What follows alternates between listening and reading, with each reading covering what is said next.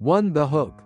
What if the problem isn't that you think too much, but that no one ever taught you where to stop? Most people don't realize this, but overthinking isn't intelligence. It's attention with no direction. Your mind replays conversations that already ended. It imagines futures that haven't arrived. It fights battles that were never real. And the more you try to figure it out, the louder your thoughts become. The Stoics saw this centuries ago. They understood that a restless mind doesn't need more answers, it needs a rule. A simple one. One that can quiet the noise in seconds. Before we continue, if you're someone who wants clarity, calm, and ancient wisdom you can actually use in modern life, subscribe to Legacy of Thinkers. This channel is about timeless ideas that make your mind lighter and your life steadier. Now, let me show you the Stoic rule that ends overthinking where it begins. 2. The modern problem. Most people believe overthinking means they care more, that it means they're responsible, intelligent, or emotionally aware. But that belief is exactly what keeps them trapped. The modern mind is constantly busy, yet rarely present. It jumps between past mistakes and future worries, never staying long enough in the moment to feel steady. You replay conversations, wondering what you should have said. You imagine outcomes that haven't happened. You prepare for worst-case scenarios that may never arrive. And slowly, without noticing, your mind turns everyday life into a problem that needs solving. This is not because you're weak. It's because the world rewards constant thinking. Productivity, alerts, opinions, endless information. All training your brain to stay on at all times. But the human nervous system was never built for this. When the mind has no clear boundary, it treats every thought as urgent, every emotion as a threat, and every uncertainty as danger. That's why overthinking feels exhausting. Not because the thoughts are complex, but because they never end. The mind keeps searching for certainty in places it cannot find it. Other people's reactions, the future, things already beyond your control. And the more you try to think your way out, the deeper the loop becomes. Modern psychology now understands this clearly.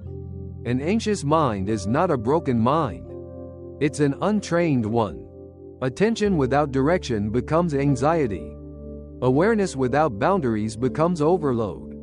And this is where most people suffer, not from life itself, but from living too far inside their own thoughts. 3. Stoic Wisdom.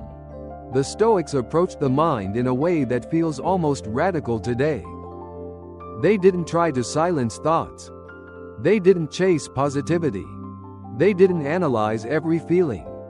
Instead, they drew a line, a clear, unmoving boundary between two things: what belongs to you, and what does not. They taught that peace begins the moment you stop carrying what was never yours to hold. Your effort is yours. Your choices are yours. Your values, your actions, your response in this very moment, these belong to you. But outcomes do not. Other people's opinions do not. The future does not. And the past never did. The Stoics understood that the mind suffers when it crosses this boundary. When it tries to manage reactions it cannot control, predict futures it cannot see, or rewrite moments that already passed. That's where overthinking is born. Not from too many thoughts, but from misplaced responsibility. You take ownership of things that were never under your command, and the mind collapses under the weight. Stoic wisdom offers a quieter path. When a thought appears, you don't argue with it. You don't chase it. You simply ask, is this within my control? If the answer is no, the thought loses its authority. This is not avoidance. It's clarity. The Stoics believed freedom is not found by controlling life, but by refusing to be ruled by what you cannot control. And when the mind learns this distinction, it stops spiraling. It stops defending imaginary futures. It stops rehearsing conversations that no longer exist. Because the mind finally understands where its job ends. For the Stoic Rule. The Stoic Rule is simple, but it is not easy. It says this: if it is not within your control, it is not yours to carry. Most people hear this and nod. But the moment pressure arrives, they forget it. A message doesn't come back. A decision hangs in the air. Someone reacts in a way you didn't expect. And instantly, the mind reaches outward. It tries to manage outcomes, predict reactions, and solve problems that don't belong to the present moment. This is where the rule matters. The Stoics believe the mind needs a gatekeeper. A single question that stands at the door of your attention. When a thought appears, you ask, is this mine to control, right now? If the answer is yes, you act. You focus on effort, preparation, and choice. If the answer is no, you release it, deliberately. Not with frustration. Not with denial. But with clarity. This is not passive acceptance. It is disciplined thinking. The Stoic Rule trains the mind to return to what is real, what is actionable, and what is happening now. Over time, something changes. Thoughts lose their urgency. Emotions pass without dragging you with them. The nervous system begins to settle. Not because life became easier, but because the mind stopped fighting what it cannot command. This rule does not remove challenges. It removes unnecessary suffering. And once the mind learns where its responsibility ends, it finally rests. Modern psychology confirms it. What the Stoics discovered through observation. Modern psychology now confirms through research. The human brain is not designed to solve imaginary problems endlessly. It is designed to act, recover, and return to balance. Neuroscience shows that when the mind fixates on things it cannot control, the brain stays locked in a stress response. Cortisol remains elevated. The nervous system never receives the signal that it is safe to rest. Overthinking, from a psychological perspective, is not a thinking problem. It is an attention problem. The brain keeps scanning for certainty, trying to predict outcomes, trying to reduce uncertainty, even when no action is possible. This is why anxiety feels relentless. The mind is doing its job, but without clear instructions on when to stop. Modern cognitive therapy teaches a principle nearly identical to Stoic thought. Focus only on what is actionable in the present moment. When attention returns to behavior, to breath, posture, choice, and immediate action, the brain begins to calm itself. Studies show that when people stop mentally rehearsing outcomes and redirect attention to controllable actions, emotional intensity decreases naturally, not because thoughts disappear, but because they lose relevance. Psychology doesn't teach you to eliminate thoughts. It teaches you to relate to them differently. The Stoics understood this long before modern terminology existed. They knew that peace is not created by thinking more, but by thinking more precisely. And when attention is trained to stay within its rightful limits, the mind no longer burns energy fighting uncertainty. It settles. It steadies. And clarity returns, not through force, but through focus. 6. How to practice it daily. Practicing the Stoic Rule is not about changing your life. It's about changing what you do with your attention, moment by moment.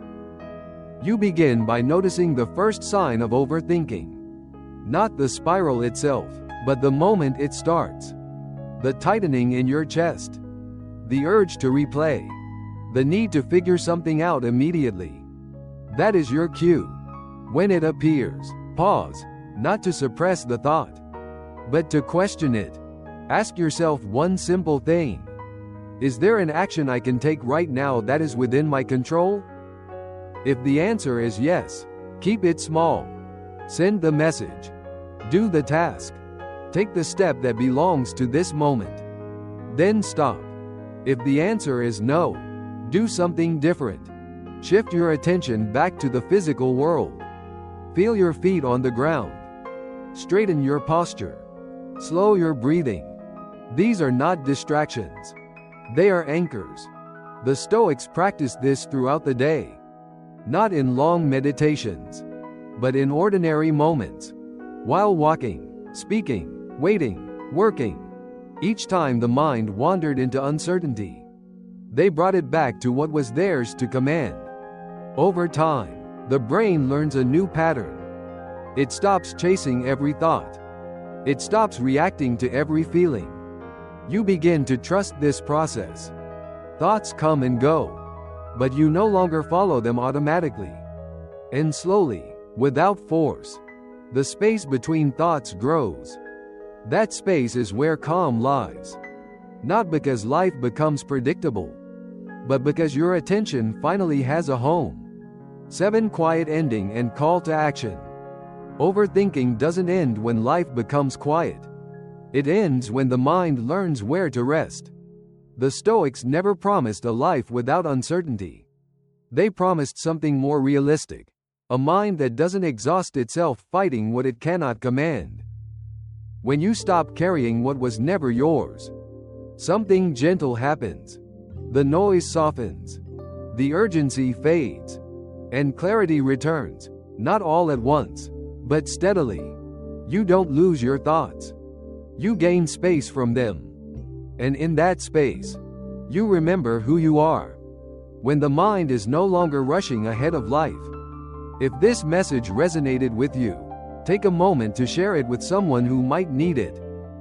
Leave a comment and tell us what thought you're ready to let go of. Tap like to support this work. And if you want more calm, clarity, and timeless wisdom you can use every day, subscribe to Legacy of Thinkers.